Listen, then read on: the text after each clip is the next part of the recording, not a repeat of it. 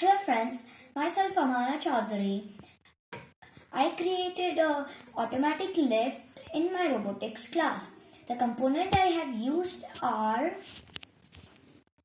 one ultrasonic sensor, two medium motors, one large motor, one EV3 brake and two touch sensors. The kit I have used is EV3 Mindstorm's brake kit. Now let me tell you how it works. When I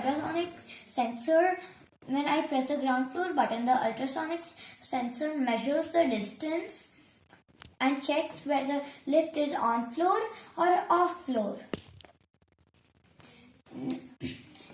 And then if the lift is on first floor, the lift will come down, open the door and wait for some time and close the door.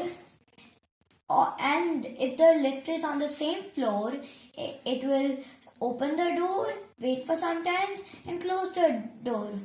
Now let me give you a demo.